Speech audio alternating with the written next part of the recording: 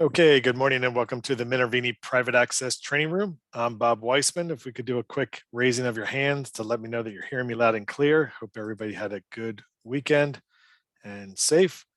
I also want to welcome Mark Ritchie into the room. Good morning, Mark. Morning, Bob. Morning, everybody. If you could also just raise your hand to let us know you're hearing Mark okay. That looks great.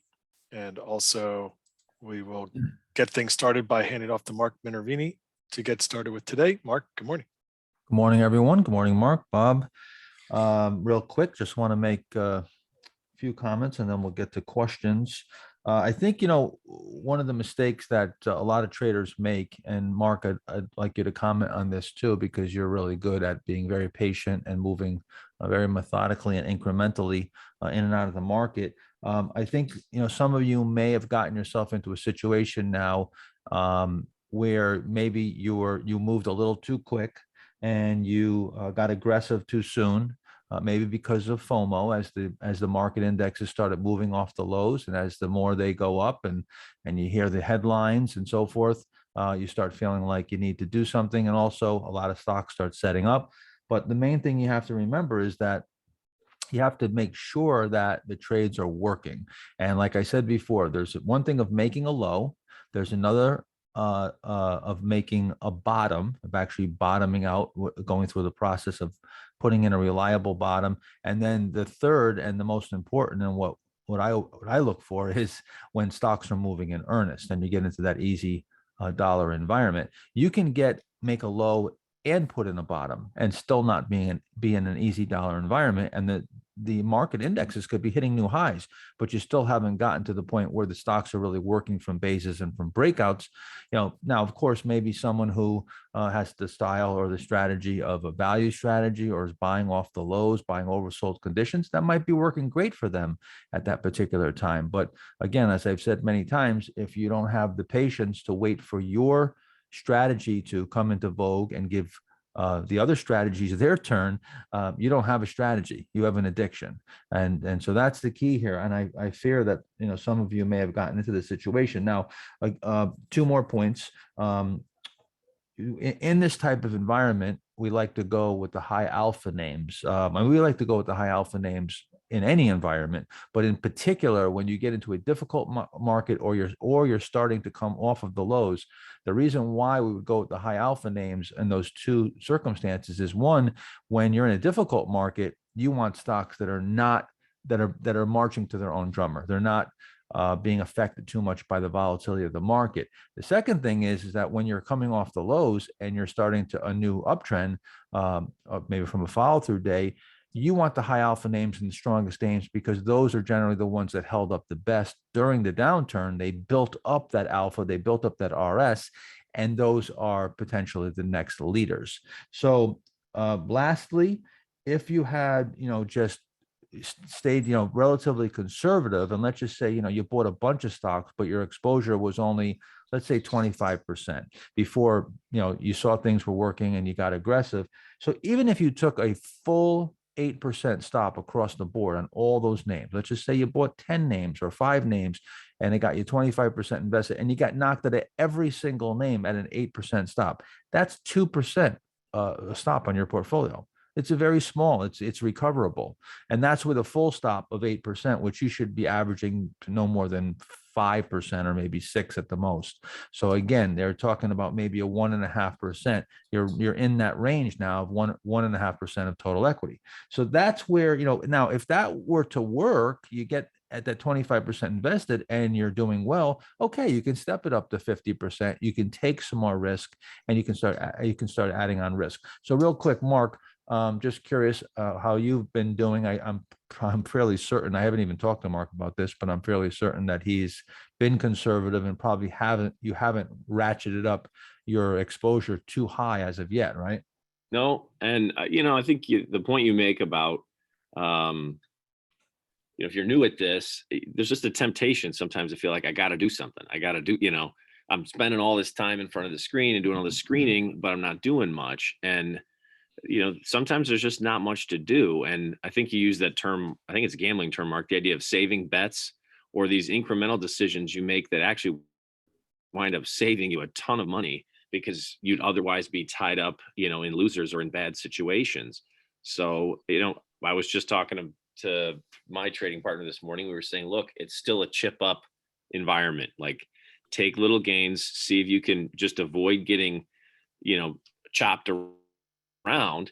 And if you can, continue to even stay flat or incrementally higher for now. And I mean, I could change my view, of course, in 2 days on that and get very aggressive. But for now, it still looks like, based on everything we're seeing, that's just the kind of environment we're in. There's no need to be stomping on the gas yet. Right. Regardless of how good the indexes are doing, regardless of how many stocks are setting up, you've got to get used to gauging the market by the feedback that you're getting from the breakouts, from the buy alert list, from your own trading. And based on that feedback, that's the engine. You're the caboose. That's the real engine. The market indexes is not the engine. Some people, they misread this. They think, okay, the market's doing well, then I should be invested. No. What your universe of stocks, your style, that's what you have to gauge. When that's doing well, then you should be getting aggressive. And that could be a time when the market indexes are doing not much at all. I've made some of my biggest returns when the market indexes were basically flat and they didn't do much. And I've sat out. There's been times that I can remember where I sat out for months and months and months while the market, as measured by the, as measured by the Dow or the S&P or the NASDAQ, was hitting new highs. So anyway, let's get to some questions. But that's my my thought here and my speculation of what's going on with some of you. Certainly, if you're new at this, those of you that are seasoned understand this. But there's a lot of newbies, I understand, and that might be the situation that you may have gotten yourself in at this point, just by looking at the way the market's trading here. Let's get to some questions. Sure. So James is asking, does volatility around breakouts correlate with the increased level of the VIX index? It certainly could, but I would never, try to tie those two together in a trading strategy. I would just, to be perfectly frank, I would just, not look at the VIX. I mean, if you want to, the only time you really should be concerned with the VIX is the VIX rises above 30. Then that's a number that historically has been enough volatility to be a warning that you could be entering into a correction or a bear market. Now, the tricky part about it is that when you get shorter term pullbacks, a lot of times you'll bottom just above 30 somewhere. And the number, there's not like a number. It could be 30, 40, 50. So there is really no level, but the one level that we found is that when you get above and you get to that 30 level, that's enough volatility. Now, again, we're talking about the indexes. I'm talking about measuring it to determine the S&P 500, not individual stocks.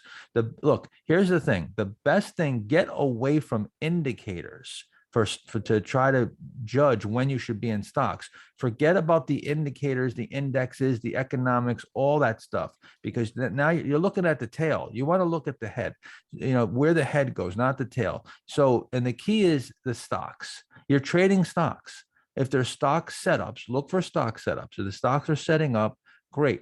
Now you start trying a few. If they're working, you can get aggressive as long as the stock setups are presenting themselves with constructive coming out of constructive bases and uptrends with low risk entry points. You enter into the market.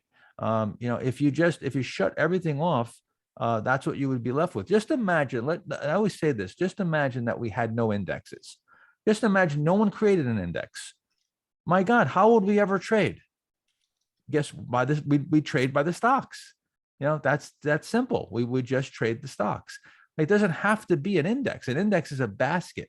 You don't have to look at a basket of stocks. That doesn't, and a basket of 30 or 500 stocks certainly doesn't represent the entire market. Remember, the whole reason why I was getting bearish on the market and had that sell signal that was literally to the day was because we saw stocks beneath the surface breaking down and getting below their 200-day moving average when the Dow and the indexes were hitting new highs. Everybody was saying, oh, how great it is. Meanwhile, we had a bear market that had already started from months in advance. and a whole bunch of names, there was 60-70% of stocks were below their 200-day moving average. That same analysis now you could look and you can see that right now there's only about 23-24% of stocks above their 200-day moving average on the NASDAQ. So again, it's not a really healthy market with a lot of participation right now.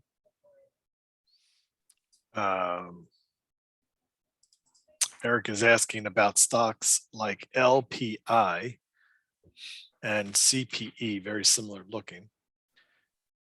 Would you consider them even though they dropped more than 50% from last year, or have they recovered enough that you would consider them? Well, okay, so you have that correction over here that you're talking about 63%.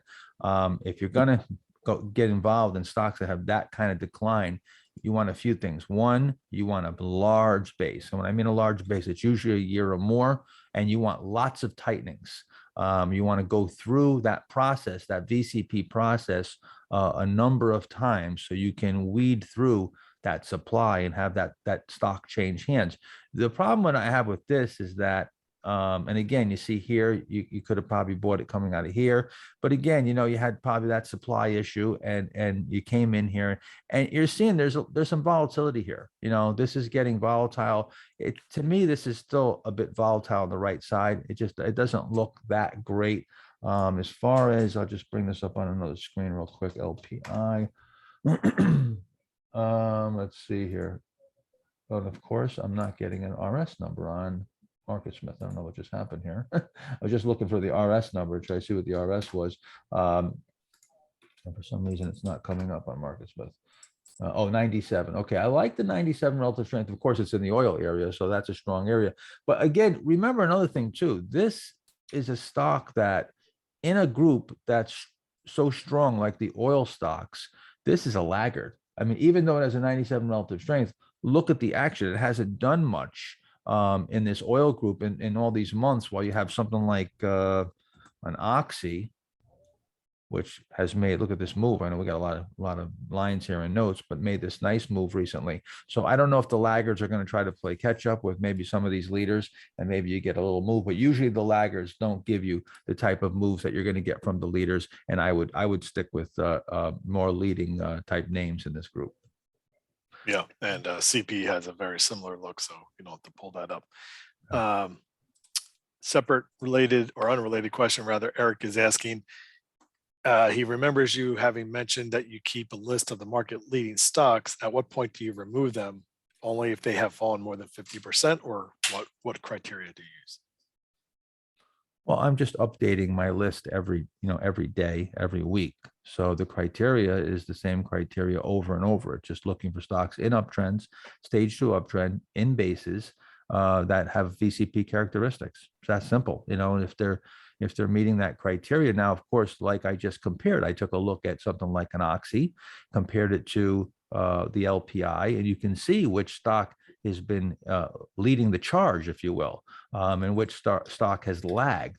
So the way to find the leaders, especially off the market lows, is which stocks are coming into new high ground first or close to new high ground, which stocks are emerging from bases first, which stocks are rebounding the fastest off the lows, which stocks are making the best price progress. All this is explained in my book. So if you go back to my first book, Trade Like a Stock Market Wizard, there's a section on what to look for coming out of a correction. Okay. Question from Dean. We were talking about IVT last week, and he was asking if the 323 pullback would be considered a pullback that would allow you to get in after the breakout from the base. I didn't we already address this question? I swore I answered this question already, but and I think my answer was, I would be looking to buy it coming out of the base, but if you missed it, certainly you could have bought it on the pullback, but I would be careful of buying it on the pullback unless it's turning back up. Sometimes, intraday, if it pulls back to the breakout, you can see if it starts to turn up, but I like to see some type of progress in the direction of my trade. So, or maybe the next day you could have bought it. You did have a pullback buy there. You had that where it went inside in the morning, ended up coming out, it squatted, but you got a reversal recovery the next day. So this has been acting really well so far. So, but of course, obviously it emerged on the 16th and the 17th coming out of that base. You got a few days of rally, and then yeah, you could certainly have tried to get in if you missed it on that pullback as it turns back up. He also just was asking because that March 23rd day did not seem to be closing in the top 50% of the trading range. So he didn't know if that was a qualified setup day. On the 23rd. Yeah. It's just Well, tighter yeah. than the low. Well, no, yeah, it is. It's fine. I mean, even if it closed on the low, it wouldn't be as appetizing, but it still would be playable if it took out the that day's high after going inside. That would be what we call a two-step pullback by entry. Jerry's found that the utility sector are performing strong. XLU is the ETF. He's wondering in a rate hike environment if you could share why the utilities would be acting so strong.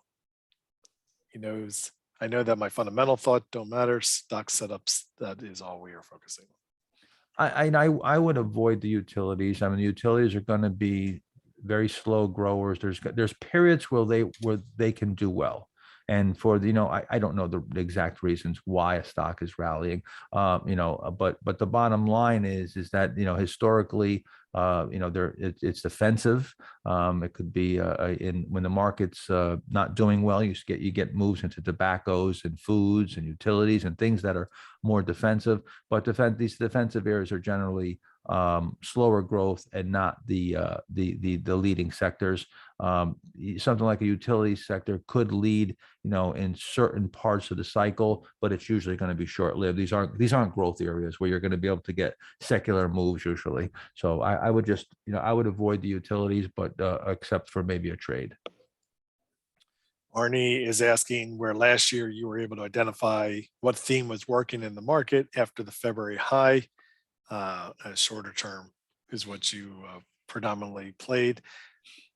He's asking if you have been or are able to identify what theme is working for best this year.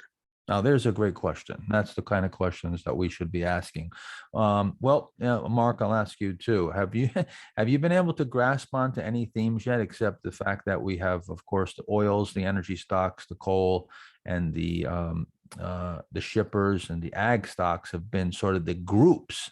I would say that's the theme. But as far as a technical theme, have we been able to latch onto anything yet, you think?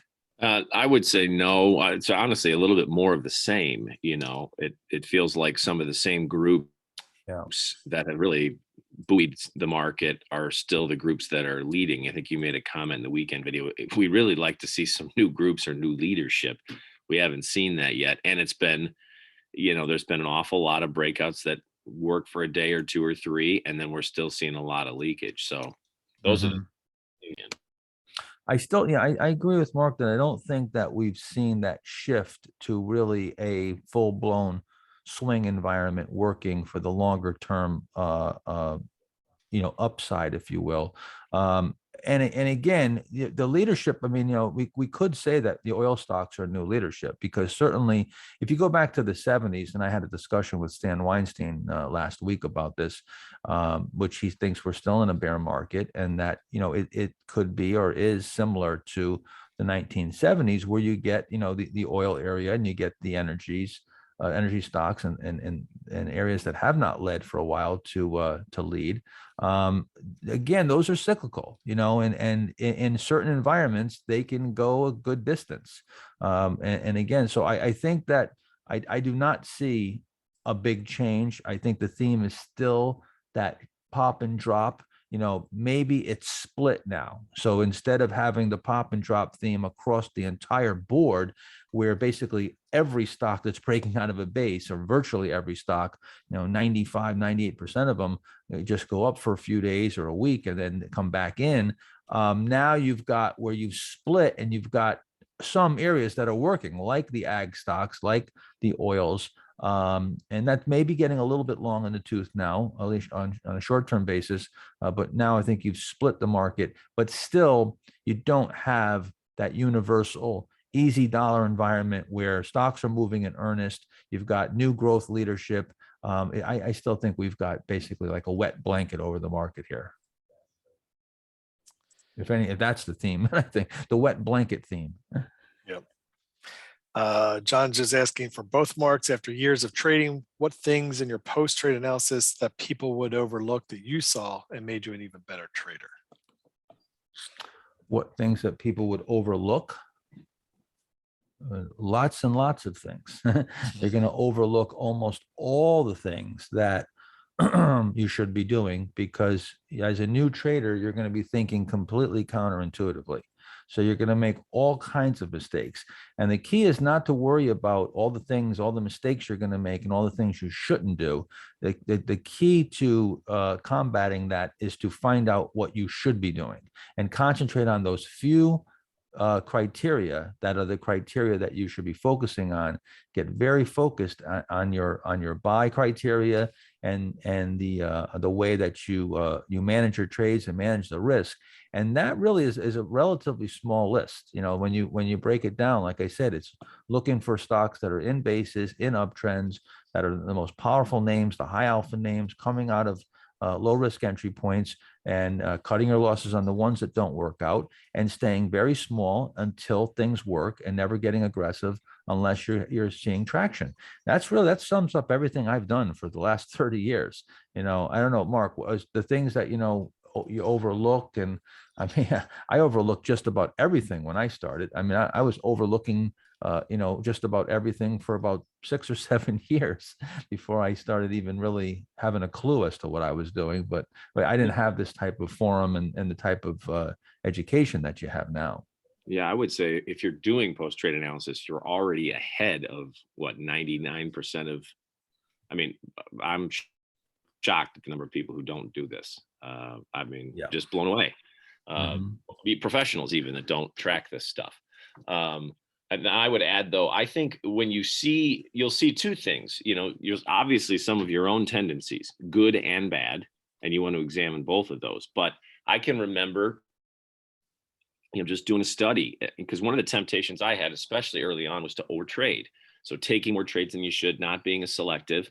And then when you just studied, like, well, what were my better trades and what areas were they in? It's just going to increase your confidence to go, wow, if I can really, again, continue to limit the less quality setups and really be more selective, it's going to produce better results. And you can only you can do that. That's kind of the thing. This is one of the whole post-trade analysis, and it leads to maturity that you can't get any other way. Yeah, absolutely. You can't force experience.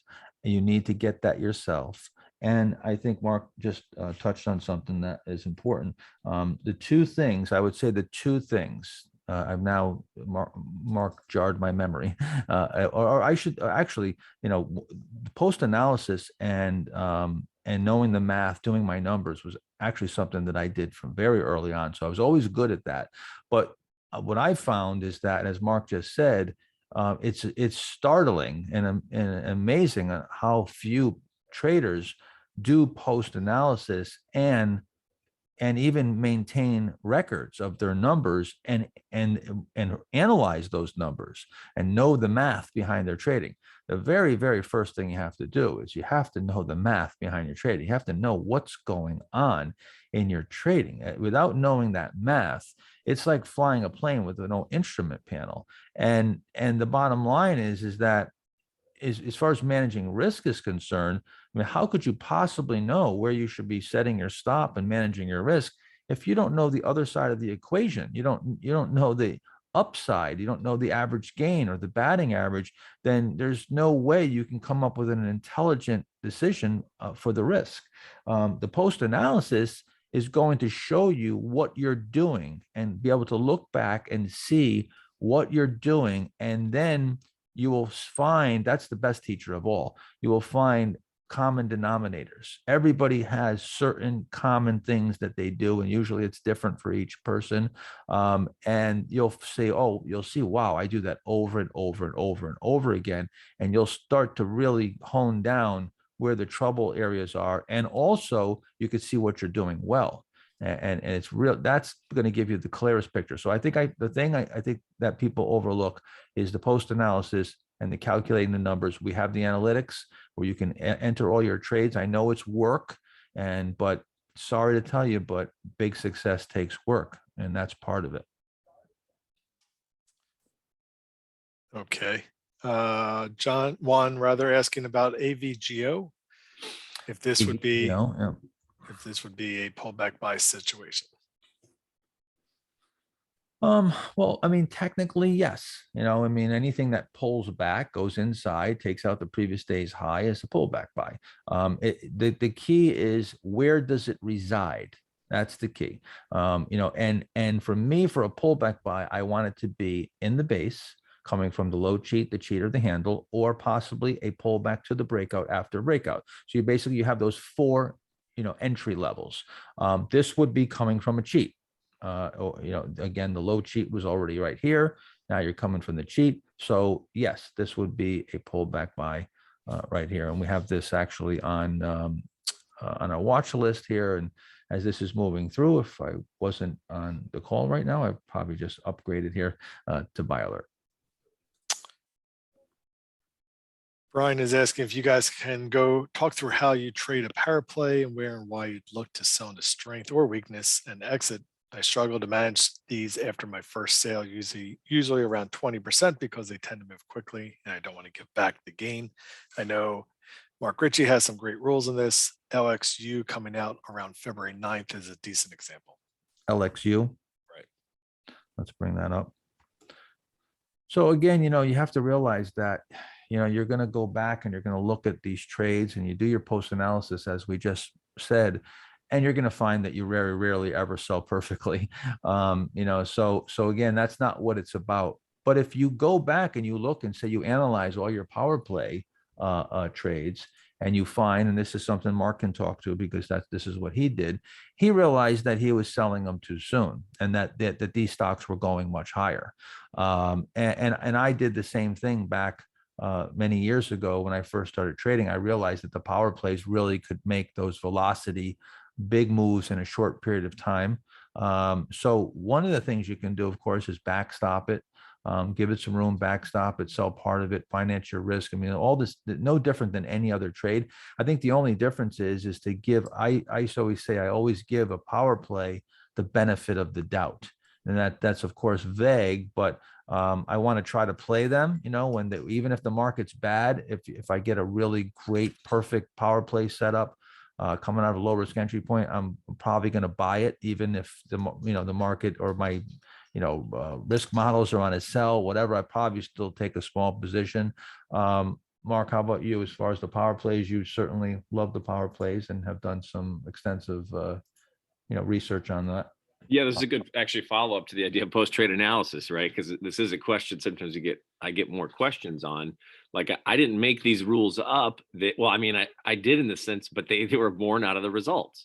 Yes. So and the biggest rule actually is exactly related to what Mark just said about giving the benefit of the doubt. So what that looked like in terms of a rule is, I'm not going to choke them off. Meaning, if I get into a power play, I'm giving it the stop. And that was born out of the results of, there were a few, just a handful that I choked off that wound up going up 40, 50, 100%. Well, how many of those are worth choking off for an extra 1 or 2%? So I just kind of did the math and said, I'm not doing that again. And then the other one, as a general rule, is to go for more, assuming it's working. So I know a lot of you guys take everything literally when I say I don't want to sell, say, for a 2-to-1 into strength. So if the stock is really moving, I want to try it and at least hold a piece of it for a bigger move. And generally that's 4 or 5 to 1 before I would take profits. I think the question though was about what do you do after you've sold a good chunk? And this is where I don't have a hard rule other than I'm going to move my stop up.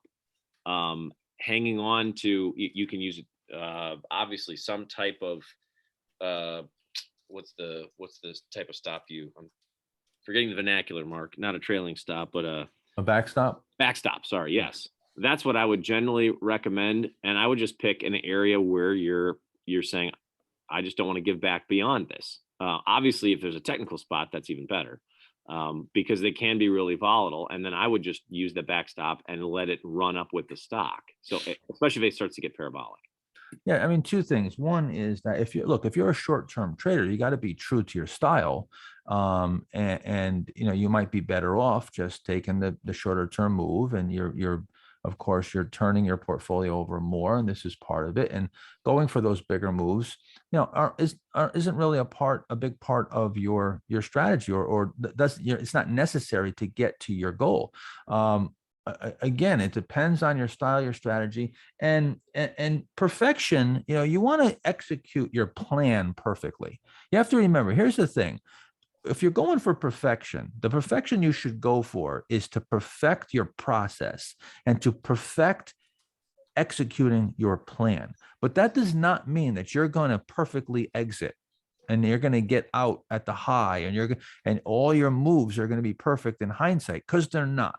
You're going to make so many mistakes. I still make a zillion mistakes, and I've been doing this my entire life.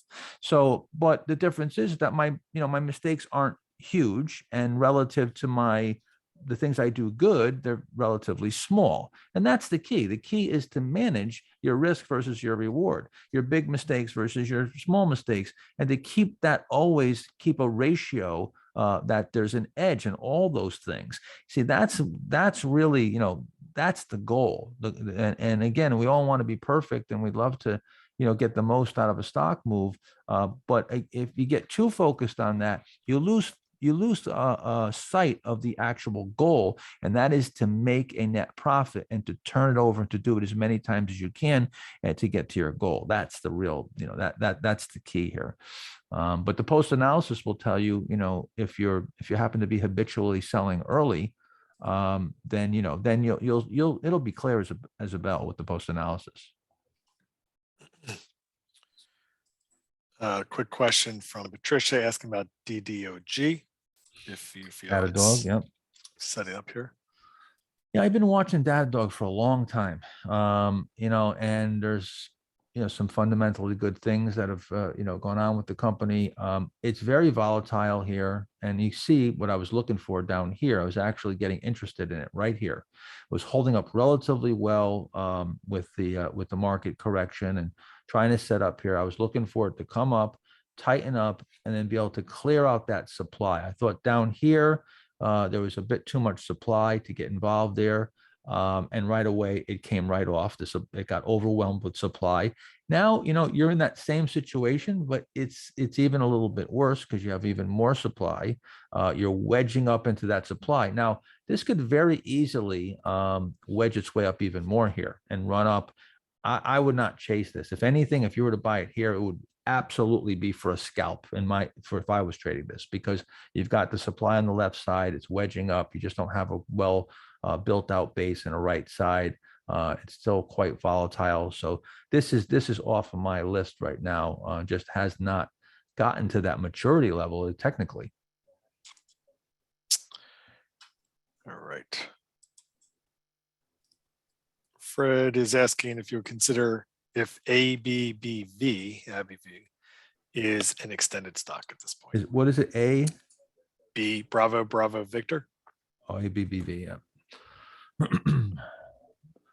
Well, it is extended. I mean, this stock has, you'd go back to your most recent base. I mean, right here, you had a base right here that it came out of.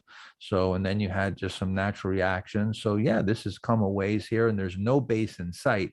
So is it extended? Absolutely. I would never be buying this here myself, because it's not coming out of a base. I'm only buying stocks coming out of a base. Once they're up, I expect to either be already in them or be selling them into that strength. Does not mean it can't go a lot higher. The stock could double from here. I don't know. But again, is it extended? Yes, it's extended. All right. There's a comment about some of the 210 inversion on the yield curve. Mark, question, paraphrasing or summarizing, is how much would that matter for you picking which stocks you're buying, or if you would even invest in the market? It doesn't matter at all. I'm certainly aware of it. And if you watch this weekend's video, I did an entire, commentary on the yield curve and explained how that inversion could happen months, if not years, before you get a bear market. The yield curve may not stay inverted. It may be temporarily inverted, and you can get a soft landing in the economy, and the stock market may have already discounted that. So it's very somewhat ambiguous and certainly not a pinpoint indicator. The 3-month T-bill versus the 10-year is a little bit more historically accurate indicator, if you will, or reading of predicting a recession or a bear market, and that has not inverted. That's actually quite a distance away from inverting. So again, we're definitely heading into an inverted yield environment, but that's definitely not something that necessarily has to kill the market. And I certainly wouldn't trade any stocks based on that whatsoever. Okay, Michael's asking, do you still think the bear market is playing out like 1998, or do you have another precedent to compare it to? I think it's still similar to 98. Their 98 was brutal beneath the surface, was relatively short-lived and contained in the indexes. So again, the market doesn't always repeat exactly, but you get some similarities, of course, and precedents are always good. I find the precedents work much better and are more closely related with individual stocks than they are with the actual general market. The general market is much more random. So the precedents, for the individual stocks, you can get very, very, very similar price action in some of these patterns and so forth. But yeah, I think so. But I don't, again, we get into these semantics and we start trying to categorize things and come up with boxes to put the market and our ideas in, and that leads to digging in with an opinion and sometimes missing out on opportunities because we formed this opinion, and now to go against that opinion, maybe the stock set up and we're thinking this is going to be a bigger bear market. You got to be very careful of that. Just follow the stocks and trade the stocks. Like I said, what if we never had indexes? Why don't you try trading for a year with the idea that indexes don't exist? Try that. You want to become a better trader? I'm going to tell you how to do it. Shut the indexes off. Don't ever look at them for an entire year. See if you can do it. Take my 1-year challenge. See if you can shut the TV off, shut the indexes off. Don't watch the news and don't watch the indexes for an entire year. See if you can do it for a month or even a week. Some people can't do it for a few days. So I guess try it for a month first, but try to go for a year of this. And at the end of the year, I will assure you that you will be a better stock trader. 100% guaranteed that you will be better at trading individual stocks because you're going to focus on individual stocks and just use the stocks as your indicator. When there's stock setups, you buy some setups and test the waters. If you're getting traction, increase your exposure. If you're not getting traction, decrease your exposure. And what you'll find is you'll go back and you overlay. If you were able to do that for a year, and then you go back and you overlay your trading to the market, you'll find that all of a sudden you've got this clairvoyance. You're amazing at predicting the market moves, that you're getting involved, at the right times when the market's bottoming, you're getting out when it's topping, and all of a sudden you'll have this predictive ability, and you'll surprise yourself because you're dealing with the actual thing itself beneath the surface, the real market, as opposed to the these averages that can mask what's actually going on. So that would be my advice and my comment on that. Golden tangent. Yeah. Start with the month. All right. Anil Esh is asking, Mark, with a lot of stocks that are breaking out and then coming right back in, selling breakouts does not seem to be working so hard. Why do we not just wait for a pullback and then try to get in with a lower price, and also a quote, essentially a lower risk reward should also be improving? Why? The answer is because the crystal ball is in the shop. I mean, that's the answer. That may sound sarcastic, but it's not. It's a very, very important thing to understand, is that you're talking in hindsight. We don't know that. We only know that now in hindsight. So when the stocks are setting up, all we can do is buy them, take them at face value. Risk is managed in real time. Your exposure is put on in real time. We don't have the benefit of looking back.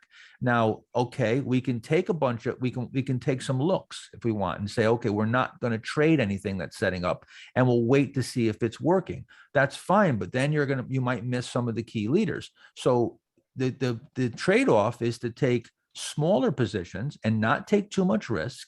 And then if things are working, you incrementally move into the market. So you'll get into the market a little bit at the perfect time, or if it's the complete wrong time, it'll be a little bit, so you won't risk too much, and you'll incrementally build into the market, and you'll have, let's say, the market bottoms between X and Y, and let's say that range is 10%. On the averages, so you'll probably be in there somewhere in the middle. You'll be, or by the time you get up to that upper range, you'll move yourself up, but you've been moving yourself up incrementally. So again, this is not an on or off business. You don't just wait and there's a green light and okay, everybody, we're in the pool, and then there's a red light, everybody out of the pool. It just doesn't work that way. It'd be nice. Everybody tries to come up with that green red system. That's that there's a million indicators out there and all these things. But the bottom line is, what you have to understand about indicators and readings and these tea leaves is that there's huge limitations, and that they're just there to give you some guidance and give you an idea of the zones that you're in. So then you can apply certain techniques and know, the environment, how risky the environment is. But the best thing that's going to tell you how risky the environment is or how unrisky it is how well the stocks are performing from your setup, from your universe and your setup. Now, if I was advising a value investor, I'd be giving them the exact same advice. The only difference is that person would be buying from a completely different setup. They'll probably be buying when the market's getting killed, buying stocks in a downtrend that are hitting 52-week lows. But the same rules would apply. Is your strategy working? Or are you going to just keep doubling down and adding good money after bad when it's not working? And that's what's getting Cathie Wood in so much trouble now. And of course, she's, with all fairness, she's got an ETF and she's got huge inflows of capital, well, probably outflows now, but she has lots of money to put to work, and she has to put money to work. And it's certainly no picnic to manage billions of dollars. I can tell you that. Now, I've turned down hundreds of millions of dollars to manage in the past, simply because I know the limitations of that, and I don't want to put myself into a position where I don't have the degree of control I have over stocks. Like if I was to manage my own money and manage tens of millions versus hundreds of millions or billions. So there are some limitations there. But again, that's my thoughts on that. I don't know, Mark, do you have anything to add? No, I think I was dead on. Yeah. Generally, is as soon as everybody thinks the breakouts don't work is exactly when they'll start working again. So you make that adjustment to only buying pullbacks, then the breakouts are working. Now there are no more pullbacks. And you'll say, well, why don't we just buy the breakouts? And when you eventually figure that out, that's when it shifts again. Just consider this real quick. Sorry, Bob, but just real quick. Just consider this. I've been doing this for 39 years now. Mark Ritchie's been doing it for 11, 12 years or so. We've got some of the best performance in the business. We've both made millions and millions of dollars. And guess what? We don't trust our opinion. Neither of us trust our opinion. I don't trust his. He doesn't trust mine, and we don't trust ourselves to the point where we're willing to go and dig in and take a position or take risk against what the market itself is telling us. So we're still cabooses, and that's the way it's going to be. That's the way it's always going to be. That's the way it's been. And that's why we've been so successful. So I think if we haven't been able to figure out, certainly if I haven't been able to figure out in close to 40 years, you're probably not gonna yourself. And we're stuck being mere mortals and having to bend with the trend and be incremental in our decisions. Yeah, I'll just add too, Mark. There'll always be a reason not to do something, not to play. Oh boy, yeah. Yeah. And that's what you want to avoid, it's just, so that's the beauty of, to Mark's tangent from before, just cut all that other crap out so you can focus on what's important. And it sounds harsh or whatever. I'm telling you, it's a it's $1 million truth. If you could get good at ignoring, and you'll have everybody else telling you you're an idiot because, like we talked about in 2020. Oh, we're going to go into the next depression and the world's shutting down and there's stocks everywhere and we're buying them. Yeah, and if in fact everything looks great and you have all green lights, you're probably late or it's over. Yeah, that's the other issue. All right. If you wait too long, when I go back to 1990, in October of 1990, when I had first met Stan Weinstein, I went to a conference in New York City and all the gurus, all the big guys, all the gurus, and some like Ned Davis Research, who has some of the best research, on Wall Street as far as quantitative macro stuff is concerned. They were all so bearish. It was like the consensus was we are 100% guaranteed to go lower here. There's no way there's a bottom. This is a 1970s type situation, and there's still lots to go. And sure enough, it was right at the dead low, right at the dead low. I luckily, fortunately, was being guided by guys like Bill O'Neill, where I wasn't using macro as my lead indicator. I was looking at stocks, and I started buying U.S. Surgical and Amgen and Costco at the time, which Costco Wholesale, which is a big company now, was a mid cap, smaller company that not too many people ever heard of. Home Depot, not too many people even heard of Home Depot back then. Even Microsoft was a mid cap stock. I was buying all these stocks that no one ever heard of, no one wanted to buy, and they're hitting the new highs list coming out of bases when the sky was falling. We were on the brink of war. Oil prices were soaring, very similar to now. So again, watch those stocks, and that's going to tell you what's really going on. They're the best forecaster of the future. Kind of a interesting question here from Andre. What is your opinion on buying a high percentage of your portfolio so you can finance your stop with a small percentage? For example, he's suggesting buying a 50% position of your entire portfolio, selling 80% of it when it moves up 1%, so you can finance a 5% stop.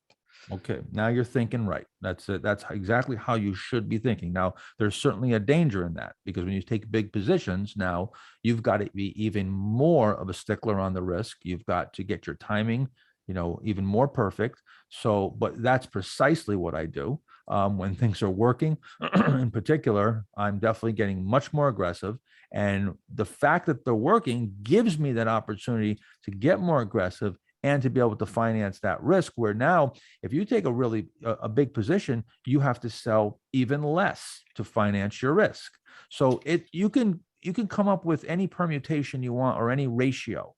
Obviously, the bigger the position you take, if the stock goes in your direction, the less that you have to sell. It could be just the opposite too. You can take a smaller and sell a lot more to finance your risk. So either way, it's your choice, but that is the way to think. Risk in relation to reward and what it's going to take to finance your risk. But again, overweight positions, taking big positions, then you've got to, on the overweight, you've got to be more risk. You have to have your risk even tighter on the overweight. He's asking also about ARES. ARES, yep. Yeah, again, this is another one of these stocks, and again, you're going to see that a lot of these structures are going to be they're going to be driven by the general market as well. They are part of the general market, of course, but when you run up the right side in the indexes, you'll see a lot of bases that run up the right side, and this is where it can get you can get led astray, if you will, where you might have the market as defined by, say, the S&P, run straight up the right side, go right into new high grounds, capturing headlines, everything looks great. Meanwhile, all the stocks did was just run up the right side and get compressed. And now they're prone to a sharp pullback and still need to build this right side of these larger bases that could take days, weeks, or months. And you start going in there and buying these stocks prematurely, and now you're getting stopped out all over the place. This is one of those names. Now, it doesn't mean that this can't go higher and it can't take off, but it has a compressed right side. For those of you that don't understand time compression, you can go to my first book. I explain it. You're running straight up the right side. It just simply means you haven't developed that symmetry on the right side, which isn't just because it looks that way and people see that and that's why it works. It's because it's the footprints of supply and demand, where you have to go through a certain amount of digestion of the supply on the left side of the base. You have trapped buyers, you've got profit takers off the low. When you run up that right side too quickly, you're going to run into that supply. Those sellers, they're going to converge, where you have people getting even and people getting profitable, and they're going to look to sell, and that's going to create that's what creates that right side. And as it tightens up, that gives you an indication that that supply is diminishing. That supply is coming down. And once you get very quiet on the right side, it means supply has stopped coming to market, and that creates the line of least resistance. This goes all the way back to Jesse Livermore's work in the 20s, who was the pioneer of pivot points and really one of the main influences for me for this type of work. All right. Could either Mark, in your book, you talk about how there are professional traders who are expert at picking off obvious support levels where amateurs would place their stops, but that is beyond the scope of your book. Do you know of any books that would cover this notion in more detail? No, I don't, and I would recommend you completely stay away from those ideas and that paranoia and those conspiracy theories. They're not picking you off. This isn't like they're doing something sinister and there's this illegal thing or even a flaw in the system that they can legally rip you off. All right, that is not what's happening. What's happening is that when you get close to a level, a technical level, or you get close to that stop that's on the books with the market maker, they have a certain amount of leeway that they only have to honor a certain number of shares at any one price. So you have 1,000 shares at 40 and the stock's trading at 40.10. They can bring that down 100 shares at a time, and they can grab that supply. They can pick up your supply. Okay, they can buy that stock from you, and they have a little bit of wiggle room in there, and that's just supply demand. If you have a much heavier traded name, you're trading Apple or something, that's not likely to happen. Certainly, there's algorithms that are written into the market makers programs that when they're looking, when they get buy orders, they're going to look to pick up stock on a pullback. And so if you've got your stop close to the price that it's trading, yes, they might take the stock down, tick it down a bit and grab that. But that's that if the demand was there, you wouldn't be getting stopped out. It doesn't matter to you. If it hits your price, you're out. If the stock was strong, that wouldn't happen. So that just the fact that you're getting picked off like that, means that the stock isn't that strong and you should be getting picked off. So it doesn't matter to you. The math is the math. If you're stopping out at 5%, 8%, whatever it is, that's the amount of risk that you're taking. All right. Your timing, maybe if you're getting picked off like that, your timing is off, or the market's just not right at that point, or your analysis, you're not buying from a sound entry point. And work on that. Don't work on trying to figure out the conspiracy theory, because first of all, you're not going to fix it. And second of all, you're not going to trade around it. You want to trade around it, get your timing down and become an expert at timing these breakouts. And still, you're going to get it wrong at times. The market's going to pull into a correction and you're still going to get picked off at times. It's just part of the business. But does that make any difference in the long term? Absolutely not. Absolutely not.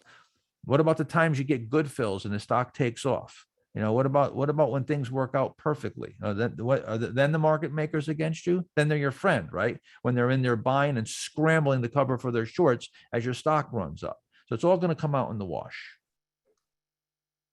James is asking if there are any circumstances in which you trade a breakaway gap. I very seldom ever trade a gap. The only time that I personally trade gaps is that if they're coming out of a base, okay, the stock is coming out of a base. Dick's Sporting Goods was a perfect example. I don't know, can I go back that far in here? Let me see if I can go back to Dick's. I'll show you Dick's here if I can. My memory serves me. I bought Dick's back here. So a long time ago, back in 2003 or 4, I believe. Yeah. So you can see right here. So I bought Dick's right here on this day right here. It was on April 1st. Oh, well, there you go. April Fools, just like we are this week. In 2003. You'll see though, see how it has a little tiny bit of a gap? See, that gap wasn't enough to put the stock extended, and was coming out of such a phenomenal, perfectly formed primary base that I wanted to own this name. So when it got above this, at the time, of course, the price was higher. This is adjusted for splits. When it got above the 578, that was go time. But it wasn't, that gap didn't put it extended. So I'll do that sometimes on an earnings report. You get an earnings report, the stock's coming out of a base like this, and it gaps up on the earnings report. If it's only gapping up 1% or so right on the open, I can go right in there and buy it, or I will at times. This stock right here on this gap right here, they raised guidance. So this was a good sign. You had the shakeout. You see it shook out the low and then came ripping back right away and then tightened up perfectly. And the real key to this was in this handle phase here. Look at this perfect VCP, right? You got right here. Let me show you two things. One here, you come down here, right? And you're tightening up until you finally get, look how tight that is, right? Perfect VCP, four contractions, if you will. A shakeout off the low. You got some good news here fundamentally and a good response to the news. And here's the real key. When this was tightening up like this, right in this area right here, the S&P, the market made a new low. And that was the key to this being a leader that was about to blast off because it was holding up so well during a correction. And the follow-up question he asks is, what happens more often? You actively sell a losing stock due to violations, or just being triggering the stop loss? More often, a stop gets triggered. Let's see. Victor's asking, he understands position sizing and incremental exposure combined with precise risk reward and entries should in the long run generate good results. If position sizing is so important, how can we create stats on Dharma analysis or into our spreadsheet analysis regarding it? Okay, so what I found is that position sizing is important from the standpoint of managing your risk and not giving yourself a big drawdown. But for ultimate performance, it's going to come out in the wash. And Mark, I'm not sure if you've done any. I think you track your results, I think, adjusted for position size. I do not. So what I found is that you could go back and say, okay, well, I'm taking big positions when I'm wrong and small positions when I'm right. But what I found is it sort of comes out in the wash after 100 trades, 200 trades, 500 trades. There's times where you take small positions when you're wrong and big positions when you're right, and it sort of nets itself out. So I tracked that for a number of years, and I never could see a consistent big difference. So I try to look at each stock just from a risk reward standpoint. The position sizing just becomes an incremental risk management tool, part of the risk management of not putting myself in a position to have too much risk of ruin, or getting myself in a hole coming out of cash. So I don't track it that way. I don't know, Mark, how about you? Have you seen a big difference in adjusting for position size or your performance, or even in the post analysis? Well, yeah, I've always done it adjusted for position size, so I couldn't, I've sort of always been in the other camp, so I couldn't comment on the opposite. I just, I would say when you get good at this, I would be confident it comes out in the wash. Right. A brand new trader, I think he's going to trade a bigger position size.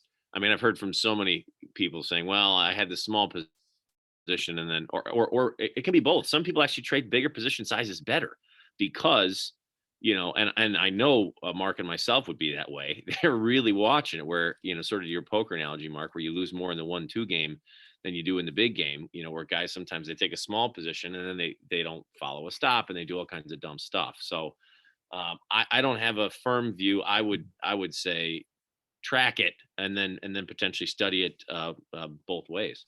But let me say one last thing, and then we're going to wrap this up. I find that I will very often be in the stocks that don't perform as well.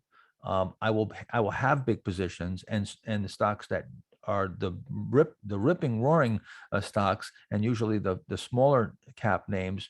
I may have smaller positions simply because of liquidity and because of risk. So, for instance, if I have Costco, for instance, I know I can take a big position in that because it's got liquidity, and also these higher price stocks or these more liquid names might trade tighter. And then if I get into a situation where it's a small name and the stock trades 150,000 shares a day, well, now I've got to take a much smaller position, but that could be something that has much more upside potential because it's a smaller mid cap name, not followed very widely. But that's okay. That's okay because again, I'm concerned with the risk side. The reward side is going to take care of itself, and like I said, that's going to distribute. Sometimes you'll be big in the right place and small in the wrong place, and vice versa. It's going to come out in the wash over time. But if you want to go and track that to see what your tendencies are, like I said, that tendency may not be a bad thing. If your tendency is to go heavy it's a result of that you're going heavy in the stocks that are the more liquid names.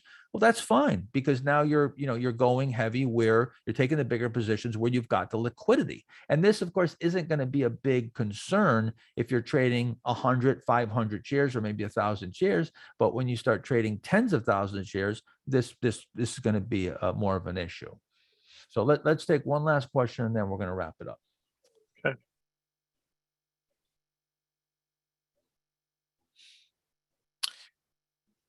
Greg is just asking, when you have an MVP candidate, is there anything specific you change in your rules to hold it longer? SWCH looks like it could meet the criteria depending on how it closes today. I'm wondering if you would make an adjustment with your stop level to give it more room. Was that WCH? SW. Oh, I'm sorry. WCS. No, SW. Oh, SW. CH. Sorry about that.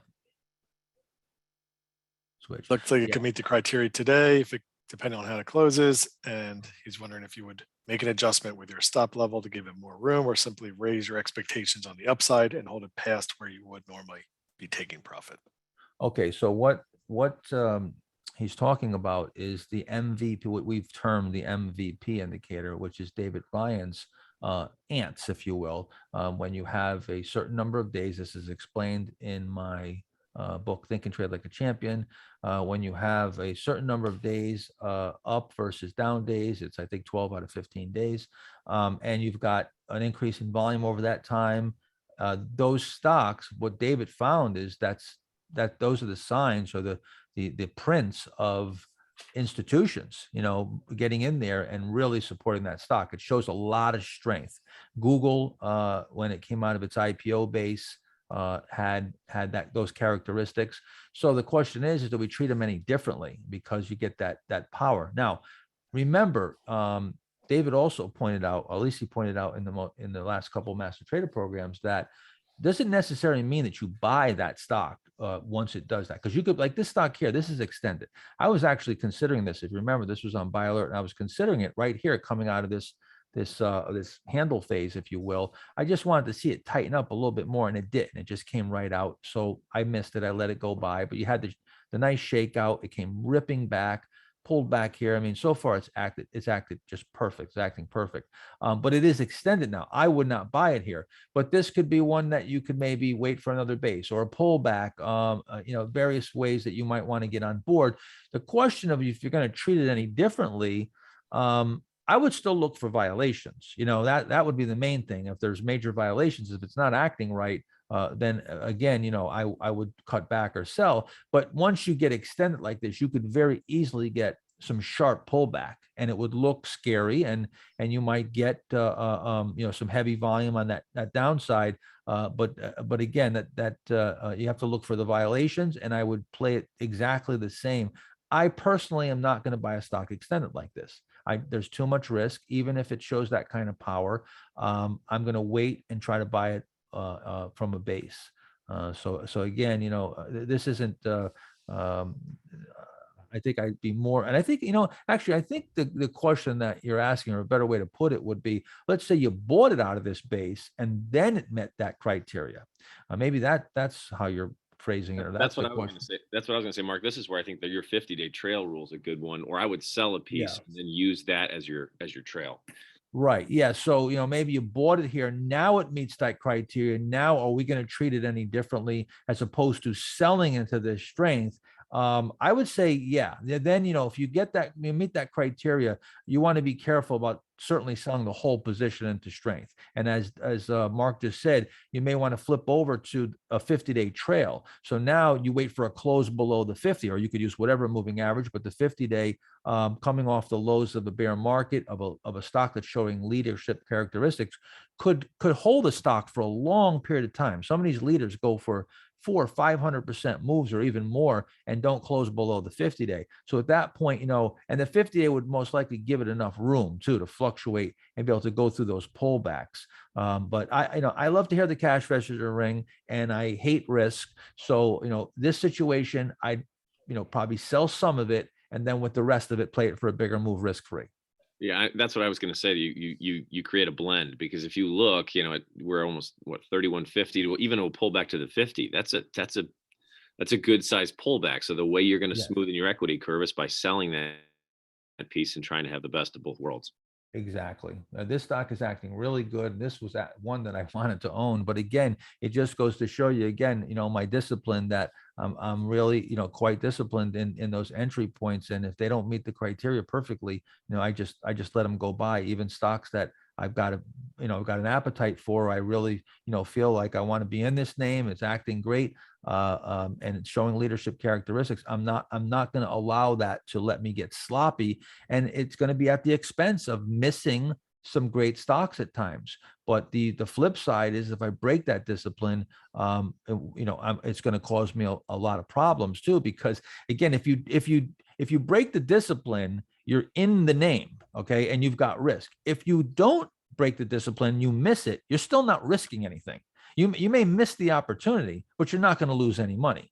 And that's the key. The key for me is that nothing gained, nothing lost. But if I break my discipline, at some point that risk is going to rear its head, and I'm going to lose, and it's going to hurt me. So, and if I habitually start doing that, then my system's out the window. I don't have a system anymore. All right. I hope this has been helpful. I think I'm sorry. Go ahead.